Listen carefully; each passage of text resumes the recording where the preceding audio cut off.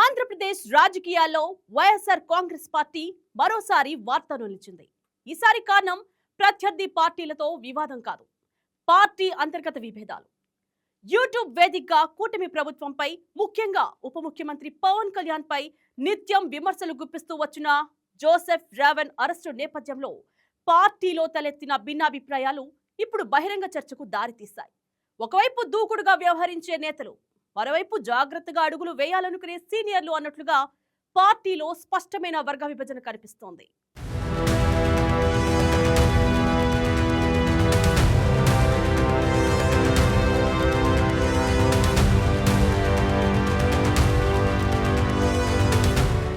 ఆంధ్రప్రదేశ్ రాజకీయాల్లో Joseph Raavan arrest వ్యవహారం కేవలం ఒక వ్యక్తి చుట్టూ తిరిగే వివాదంగా మాత్రమే మిగలలేదు. అది ఇప్పుడు వైఎస్ఆర్ కాంగ్రెస్ పార్టీ అంతర్గత రాజకీయాలకు కూడా బహిర్గతం చేసిన అంశంగా మారిందనే విశ్లేషణలు వినిపిస్తున్నాయి. ఒకే అంశంపై పార్టీ నేతలు భిన్నమైన ప్రకటనలు చేయటం, ఒక వర్గం బహిరంగంగా మద్దతు ప్రకటిస్తే మరో వర్గం దూరం పాటించే ప్రయత్నం చేయటం వంటి పరిణామాలు వైసీపీలో వ్యూహాత్మక భేదాభిప్రాయాలు ఉన్నాయా అనే ప్రశ్నలను లేవనెత్తుతున్నాయి. ఇటీవల కాలంలో యూట్యూబ్ వేదికగా AP deputy CM Pawan Kalyan తో పాటు కూటమి ప్రభుత్వాన్ని తీవ్రంగా విమర్శిస్తూ వచ్చిన జోసెఫ్ రావణ్ అరెస్టు రాష్ట్ర రాజకీయాల్లో పెద్ద చర్చకు దారితీసింది. ఆయన అరెస్టు తర్వాత వైసీపీ నుంచి వచ్చిన తొలి స్పందనలు రావణ్కు రాజకీయంగా అండగా నిలిచినట్లుగా కనిపించాయి. పార్టీ నాయకులు ఆయనకు న్యాయ సహాయం అందిస్తామని ప్రకటించడం, వ్యక్తిగత స్వేచ్ఛ, భావ ప్రకటన హక్కుల పేరుతో మద్దతు తెలపడం ద్వారా అధికార పార్టీపై రాజకీయ విమర్శలు గుప్పించారు. కూటమి ప్రభుత్వ విధానాలపై, ముఖ్యంగా పవన్ కళ్యాణ్ పై తీవ్ర విమర్శలు చేస్తున్న ఆయనపై చర్యలు తీసుకోవడాన్ని వైసీపీ మొదట్లో వ్యతిరేకించింది. ఆయనకు అండగా నిలిచి న్యాయపరమైన సహాయం కూడా అందించింది. ఈ నేపథ్యంలో మాజీ మంత్రి అంబటి రాంబాబు మాట్లాడుతూ రావణ్కు మద్దతు తెలపడంలో తప్పేమిటని ప్రశ్నించారు. పార్టీ ఉనికే వ్యతిరేక గళాలకు మద్దతు ఇవ్వడం కోసమేనని ఆయన వ్యాఖ్యానించినట్లు తెలుస్తుంది. అయితే ఇదే అంశంపై పార్టీలోని మరో సీనియర్ నేత మాజీ మంత్రి పెద్దిరెడ్డి రామచంద్రారెడ్డి పూర్తి భిన్నమైన స్వరంతో స్పందించారు. జోసెఫ్ రావణ్కు తమ పార్టీతో ఎలాంటి సంబంధం లేదని ఆయన స్పష్టం చేశారు. తాము ఆయనను ఎక్కడి నుంచో తీసుకొచ్చి కూటమి ప్రభుత్వంపై మాట్లాడించలేదని, రావణ్ కేవలం వ్యక్తిగతంగా పవన్ కళ్యాణ్ విధానాలను ప్రశ్నించాడని, దానికి పార్టీని ముడిపెట్టడం సరికాదని పెద్దిరెడ్డి వాదించారు.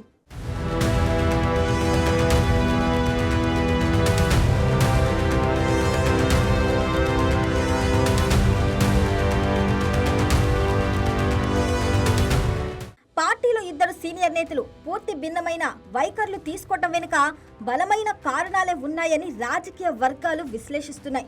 జోసెఫ్ రావణ్కు సంబంధించిన పాత వీడియోలు ఇటీవల వెలుగులోకి రావటం ఇందుకు కీలక కారణంగా కనిపిస్తుంది. గతంలో ఆయన రాష్ట్రీయ స్వయం సేవక్ సంఘ్పై అత్యంత వివాదాస్పద వ్యాఖ్యలు చేసినట్లు, అలాగే దేశ సార్వభౌమాధికారానికి వ్యతిరేకంగా మాట్లాడినట్లు చెబుతున్న వీడియోలు వైరల్గా మారాయి. హిందూ దేవుళ్ళు, దేవతలపై కూడా ఆయన అనుచిత వ్యాఖ్యలు చేసినట్లు ఆరోపణలు ఉన్నాయి. ఇలాంటి నేపథ్యంలో ఉన్న వ్యక్తికి పార్టీ పరంగా మద్దతు కొనసాగిస్తే జాతీయ స్థాయిలో బీజేపీ నుంచి తీవ్ర వ్యతిరేకత ఎదురయ్యే ప్రమాదం ఉందని వైసీపీలో ఆందోళన నెలకొన్నట్లు తెలుస్తుంది.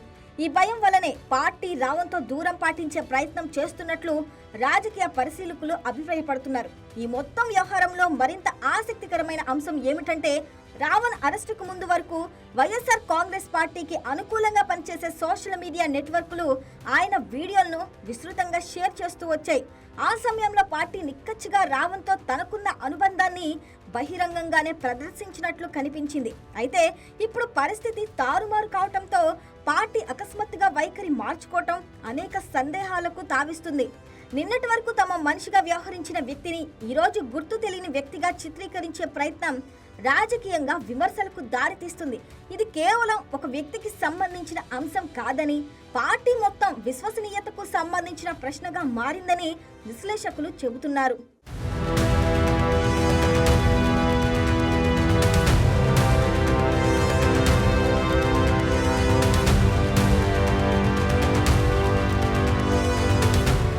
అంబటి రాంబాబు, పెద్దిరెడ్డి రామచంద్రారెడ్డి ఇద్దరు పార్టీలో సీనియర్ నేతలే అయినప్పటికీ ఒకే అంశంపై పూర్తి భిన్నమైన స్వరాలు వినిపించడం పార్టీ అంతర్గత సమన్వయ లోపాన్ని బయటపెడుతుంది.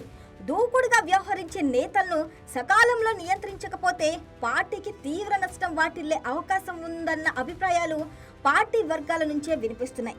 ఇలాంటి అనధికార ప్రకటనలు, పరస్పర విరుద్ధ వ్యాఖ్యలు పార్టీ ఇమేజ్పై ప్రతికూల ప్రభావం చూపే అవకాశం ఉందని రాజకీయ పరిశీలకులు హెచ్చరిస్తున్నారు. ప్రత్యేకించి ప్రతిపక్షంలో ఉన్న సమయంలో ప్రతి ప్రకటన సూక్ష్మంగా పరిశీలించబడే తరుణంలో ఇలాంటి అస్తవ్యస్త స్పందనలు పార్టీ క్రమశిక్షణపై ప్రశ్నలు లేవనెత్తుతున్నాయి.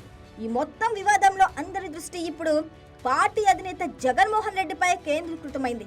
పార్టీలో ఇద్దరు కీలక నేతలు బహిరంగంగా భిన్నాభిప్రాయాలు వ్యక్తం చేసిన నేపథ్యంలో అధినేత ఎలాంటి వైఖరి తీసుకున్నారన్నది కీలకంగా మారింది. మౌనంగా ఉంటే గందరగోళం మరింత పెరిగే ప్రమాదం ఉంది. అలాగని స్పష్టమైన వైఖరి ప్రకటిస్తే అంతకుముందు తీసుకున్న నిర్ణయాలను వెనక్కి తీసుకున్నట్లు అవుతుందన్న సందిగ్ధత కూడా నెలకొంది. ఈ పరిస్థితుల్లో పార్టీ అధిష్టానం ఎలాంటి వ్యూహాన్ని అనుసరిస్తుందన్నది రానున్న రోజుల్లో స్పష్టం కానుంది. మొత్తంగా చూస్తే జోసెఫ్ రావణ్ అరెస్టు ఒక వ్యక్తికి సంబంధించిన అంశంగా మొదలైనప్పటికీ అది వైఎస్ఆర్ కాంగ్రెస్ పార్టీలోని అంతర్గత విభేదాలను, వ్యూహాల లోపాన్ని బయటపెట్టే సందర్భంగా మారింది. ఆలోచించి అడుగులు వేసే నేతలు, దూకుడుగా వ్యవహరించే నేతల మధ్య నెలకొన్న అభిప్రాయ భేదాలు రానున్న రోజుల్లో పార్టీ దిశను నిర్దేశించే అవకాశం ఉంది. ఈ వివాదం పార్టీ విశ్వసనీయతపై, దాని రాజకీయ వ్యూహంపై ఎలాంటి ప్రభావం చూపుతుందో వేచి చూడాలి.